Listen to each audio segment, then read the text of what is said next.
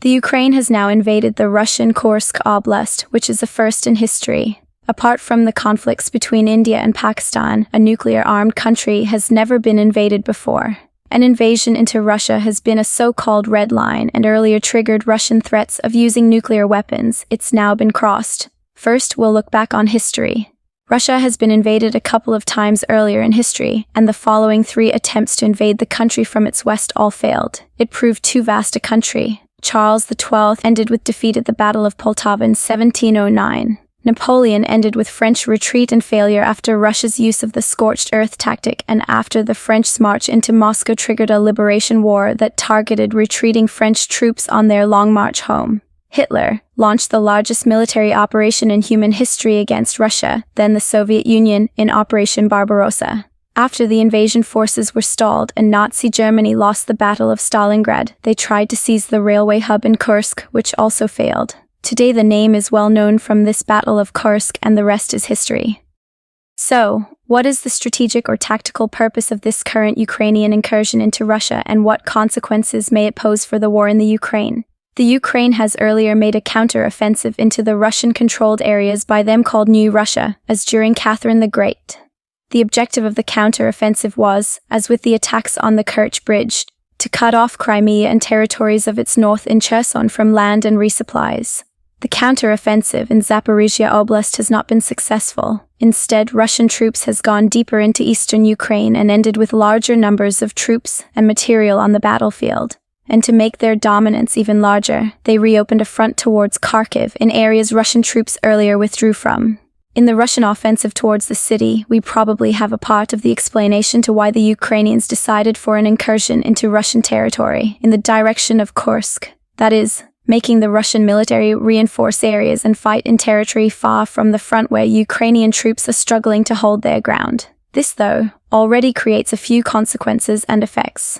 So far up till now, incursions into Russian territory had been carried out by proxies, as Russian citizens saying that they fight for the Ukraine. Thus the Ukrainian leadership was not held responsible for the fighting that took place when these soldiers crossed the border into Russia. The pros with proxy war is that the hand that really controls the actions cannot officially be held accountable for the actions or the effects. But when a Ukrainian-flagged incursion is made, the consequences can look very different. One being that the Russian threat of nuclear weapons use can be reused, which is not the case if Russian citizens are fighting the Russian army inside of Russia. Wars and conflicts at many places around the world should be viewed from the mightiest players' pros and cons list. They can be ruled as part of proxy wars, for example, Iran, Syria, Lebanon, Israel, Palestine, Yemen, Mali, Niger, Ukraine, Korea, Taiwan, to mention a few.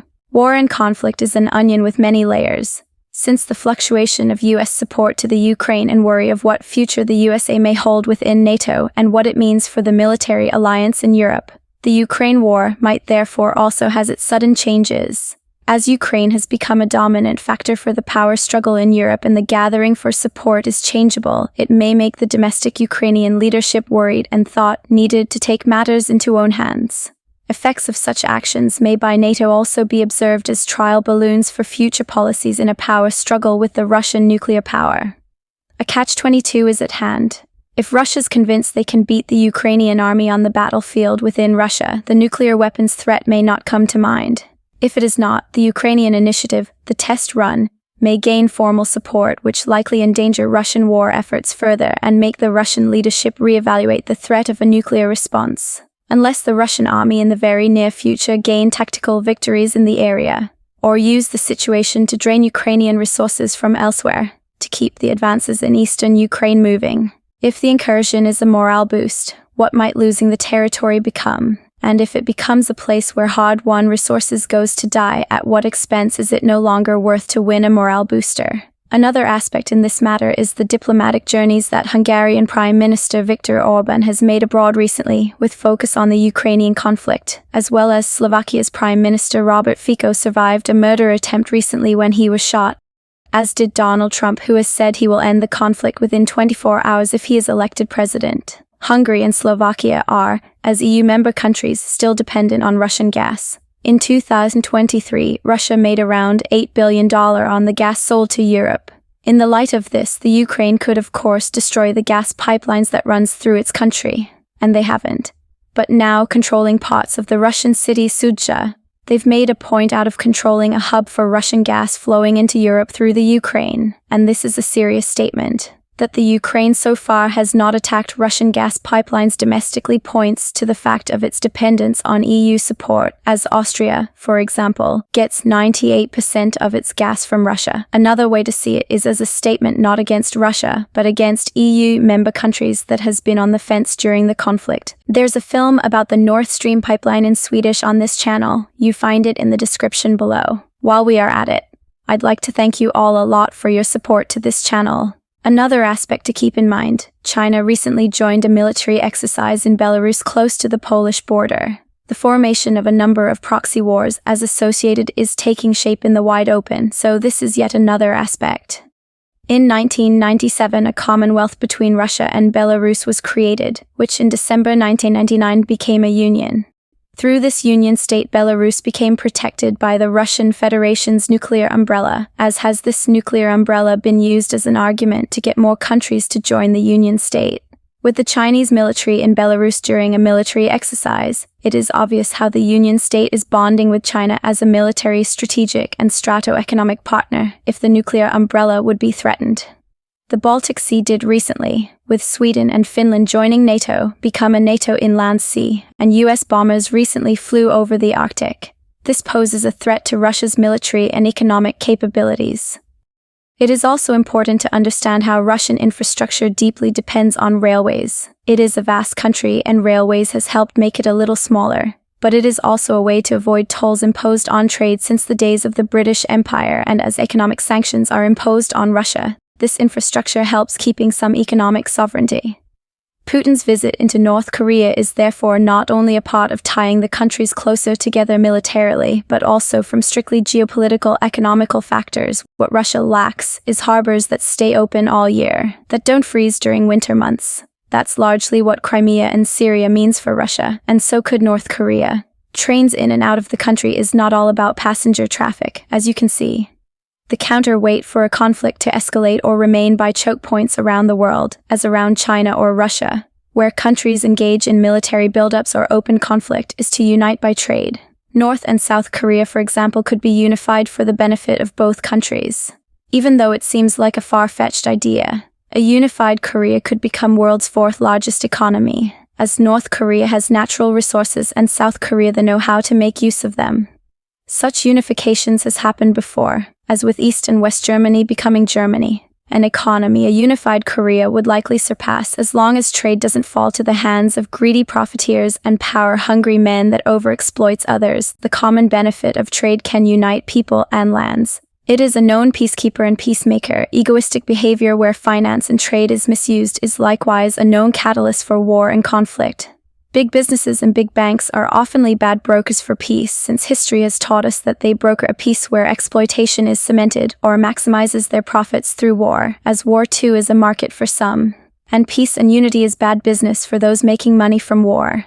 The Chinese interest in the economic cooperation with Russia is mainly in their energy need. As production capacity resides within China's borders, the monetary system is not. It was used against the country already during colonial times.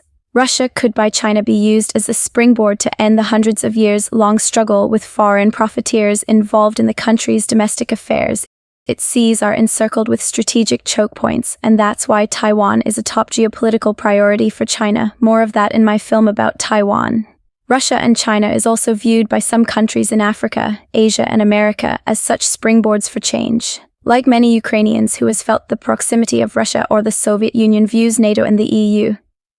Generational trauma can be a cause of prolonged or reignited conflicts, and thus more trauma, that can also be used to make people pick sides or go to war, so many suffer while few enrich themselves. One organization's existence that can become very dangerous for the Ukraine is CSTO, the Collective Security Treaty Organization. In this organization that has been called Putin's mini-NATO, there's a handful of members. Besides Russia and Belarus, there's Kyrgyzstan, Tajikistan, and Kazakhstan. Armenia, a sixth country, has frozen its membership since February this year. and it was announced in June 2024 that they intend to leave the organization due to how Russia handled Armenia's conflict with Azerbaijan. In the organization, there's an Article 4, which, unlike Article 5 in NATO, can be activated if a member country is attacked. This means, now that Ukrainian forces has made an incursion into Russian territory, that the armies of Kazakhstan, Tajikistan and Kyrgyzstan may come to be involved in the fighting on Russia's side. This dare game or risky maneuver by Ukrainian troops can thus cause greater negative consequences for the Ukraine than positive effects. Belarus is also committed to the CST's Article 4, and as China has been involved in military training in Belarus at its border region close to Poland, the Belarusian leadership might be ready to make a larger commitment in helping Russia in its war efforts in the Ukraine.